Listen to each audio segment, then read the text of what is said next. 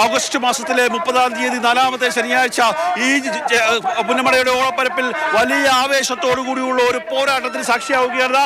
ചെറുവള്ളങ്ങൾ തുഴഞ്ഞു വരുന്ന ഒരു കാഴ്ച.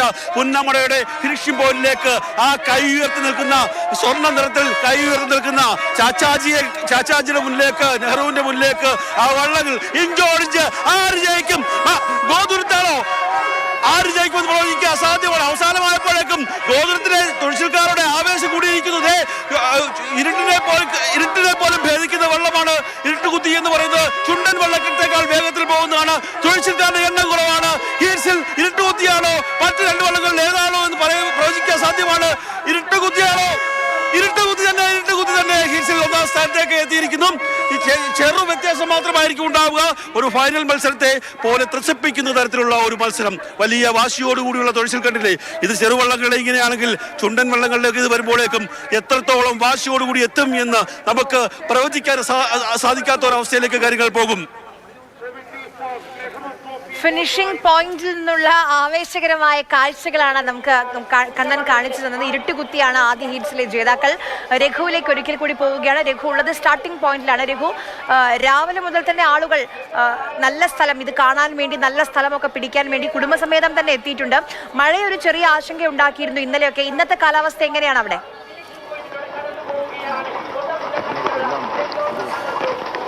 മഴ ഉണ്ട്, പക്ഷേ വെള്ളത്തിലെ കളിയാണ് വള്ളംകളി. അതുകൊണ്ട് തന്നെ മഴയൊന്നും ഒരു പ്രശ്നമേ അല്ല. ഇനിയും നടക്കാൻ പോകുന്നത് ഇരുട്ടുകുത്തി ബി ഗ്രേഡ് മത്സരമാണ്. കണ്ണൻ്റെ ആവേശം കണ്ടപ്പോൾ തന്നെ നമുക്ക് മനസ്സിലാവുമല്ലോ എത്രത്തോളം ആവേശമുണ്ട് ആളുകൾക്ക്. നമുക്ക് കനത്ത മഴയാണ്, പക്ഷേ ഈ മഴയൊന്നും അവഗണിച്ചുകൊണ്ട് കുട പോലും ഇല്ലാതെ ആളുകൾ ഇങ്ങനെ മത്സര വള്ളംകളി കണ്ടുകൊണ്ടിരിക്കുകയാണ്. ഇനി ഫൈനലൊക്കെ കണ്ടിട്ടേ പോകത്തുള്ളൂ. ഹിന്ദി എവിടുന്നാ വരുന്നത്?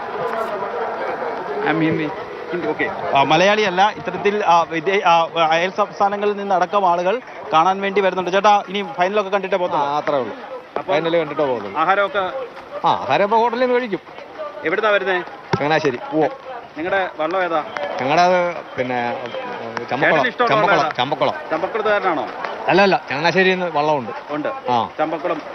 അപ്പോൾ ഇത്തരത്തിൽ ആളുകളൊക്കെ ഇനി 2 മണിയോട് കൂടിയേ മത്സരം ആരംഭിക്കത്തുള്ളൂ. എങ്കിൽ പോലും ആളുകളൊക്കെ ഇവിടെ വന്ന് നിന്നിങ്ങനെ, മഴയൊക്കെ നല്ല മഴയാണ് എന്ന് മാത്രവുമല്ല, നമ്മുടെ ഈ ചുണ്ടൻ വള്ളങ്ങളെക്കാൾ പാടാണ് ഈ ഒഴുക്കിൽ ഇത്തരത്തിലുള്ള ചെറിയ വള്ളങ്ങൾ നിയന്ത്രിക്കുക എന്നുള്ളത്. അതുകൊണ്ട് തന്നെ ചിലപ്പോൾ ഈ ഒഴുക്കിലും ഈ മഴയിലുമൊക്കെ ഈ വള്ളങ്ങൾ മുങ്ങിപ്പോകാനുള്ള ഒരു സാധ്യതയൊക്കെ ഉണ്ട്. പക്ഷെ അപ്പോഴും പരമാവധി വേഗതയിൽ കുത്തിയരുത്. കാരണം ഇരുട്ടുകുത്തി എന്ന് തന്നെ പറയുന്നത് കണ്ണൻ പറഞ്ഞതുപോലെ തന്നെ ഈ ഇരുട്ടിനെ കുത്തി ഭേദിച്ചുകൊണ്ട് വളരെ വേഗത്തിൽ യുദ്ധങ്ങളിലൊക്കെ പങ്കെടുക്കുന്ന വള്ളങ്ങളാണ്.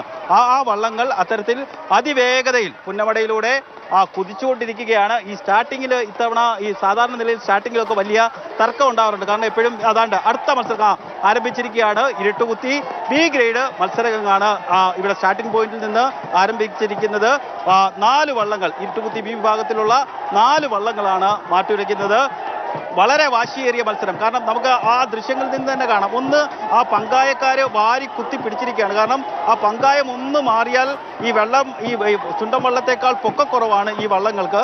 അതുകൊണ്ട് ഒരു പക്ഷേ ഈ ഒഴുക്കിലും മഴയിലും ഒക്കെ ഇതിങ്ങനെ വെള്ളത്തിലേക്ക് താന്നു പോകാനുള്ള സാധ്യത. അതുകൊണ്ട് പങ്കായക്കാരൊക്കെ വളരെ ശ്രദ്ധയോടുകൂടിയാണ് ഇത് നമ്മൾ വാരി പിടിക്കുക എന്ന് പറയും. ഒരു നാടൻ ഭാഷയാണ് വാരി പിടിക്കുന്നത്. അതിൻ്റെ കൺട്രോൾ മുഴുവൻ, അതിൻ്റെ നിയന്ത്രണം മുഴുവൻ, നമ്മൾ സ്റ്റിയറിംഗ് എന്ന് പറയുന്നത് പങ്കായമാണ്. ആ പങ്കായം ഒന്ന് മാറിയാൽ ഈ വള്ളം മുങ്ങിപ്പോകാനുള്ള സാധ്യതയൊക്കെ വളരെ കൂടുതലാണ്. കാരണം ആ വള്ളം മുങ്ങിപ്പോവുക എന്നുള്ളത് തന്നെ അവർക്ക് വലിയ അഭിമാനക്ഷതമാണ്. ഇത്രയും ദിവസത്തെ കഠിനമായ പരിശീലനമൊക്കെ കഴിഞ്ഞ് വരികയാണ്.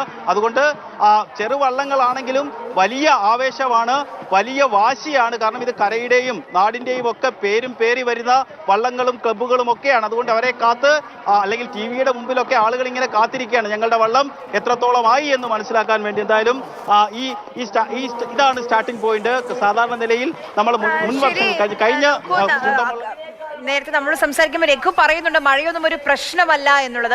പക്ഷെ നമുക്ക് ഈ ദൃശ്യങ്ങൾ കാണുമ്പോൾ അവർക്ക് എങ്ങനെ കാണാൻ കഴിയും? കാരണം ആ രീതിയിൽ മഴ പെയ്യുന്നുണ്ട്. ഫിനിഷിംഗ് പോയിന്റിൽ നിന്നുള്ള ദൃശ്യങ്ങളാണ് നമ്മളിപ്പോൾ സ്ക്രീനിൽ പ്രേക്ഷകരിലേക്ക് എത്തിക്കുന്നത്. കണ്ണൻ ഫിനിഷിംഗ് പോയിന്റിലുണ്ട്. കണ്ണൻ, നമുക്ക് ആരാണ് വരുന്നതെന്ന് പോലും മനസ്സിലാകാത്ത രീതിയിൽ മഴ പെയ്യുന്നുണ്ടല്ലോ. മഴയും മത്സരത്തിലുണ്ടോ? 4 വള്ളങ്ങൾ ഇങ്ങനെ ഒരു നിരയായി വരുന്ന ഒരു കാഴ്ചയാണ്. ഒന്നാം ട്രാക്കിൽ തുരുത്തിപ്പുറമുണ്ട്, രണ്ടാം ട്രാക്കിൽ താണിയനുണ്ട്, മൂന്നാം ട്രാക്കിൽ ശ്രീഭദ്രയുണ്ട്, നാലാമത്തെ ട്രാക്കിൽ ഗോതുരത്ത് പുത്രനുണ്ട്. ഈ 4 വള്ളങ്ങളും ചെറുവള്ളങ്ങളുടെ മത്സരങ്ങളിൽ നേരത്തെ വിജയിച്ചിട്ടുള്ള വള്ളങ്ങളാണ്. ആര്യ പറഞ്ഞത് അക്ഷരം പ്രതി ശരിയാണ്. കണ്ണിലേക്ക് തെറിച്ചു വരുന്ന രീതിയിലുള്ള മഴ പെയ്യുന്നുണ്ട്. പക്ഷേ ആ മഴയ്ക്കൊന്നും ഈ കുട്ടനാട്ടുകാർക്ക്, വള്ളംകളി പ്രേമികൾക്ക് ഒരു പ്രശ്നമേ അല്ല എന്നുള്ളത് തെളിയിക്കുന്നത് തന്നെയാണ് ഇവിടുത്തെ സഞ്ചയം എന്ന് പറയാതിരിക്കാൻ നിർവാഹമില്ല. പല തരത്തിലുള്ള പല നാടുകളിൽ നിന്നുള്ള ആൾക്കാരൊക്കെ തന്നെ ഇവിടേക്ക് എത്തിയിട്ടുണ്ട്. KSRTCയുടെ ബസ് ടൂറിസത്തിന്റെ ഭാഗമായി ഒരു ബസ്സിൽ കണ്ണൂരിൽ നിന്ന് ആൾക്കാർ എത്തിയിട്ടുണ്ട്. രാജ്യത്തിന്റെ വിവിധ ഭാഗങ്ങളിൽ നിന്ന്, ലോകത്തിന്റെ വിവിധ ഭാഗങ്ങളിൽ നിന്ന് ഒട്ടേറെ ആൾക്കാർ ഇവിടേക്ക് എത്തിയിട്ടുണ്ട്. മഴ നനഞ്ഞുകൊണ്ട് നിൽക്കുന്ന ആൾക്കാരുണ്ട്. വലിയ ആവേശത്തോടു കൂടി തന്നെ നിൽക്കുന്ന ഒരു ആവേശമാണ്. മഴയൊന്നും ആ ആവേശത്തിന് ഒട്ടും കുറവ് വരുത്തുന്നില്ല എന്നുള്ളത് ആ ദൃശ്യങ്ങൾ നമ്മുടെ മുന്നിലേക്ക് എത്തിക്കുന്നുണ്ട്.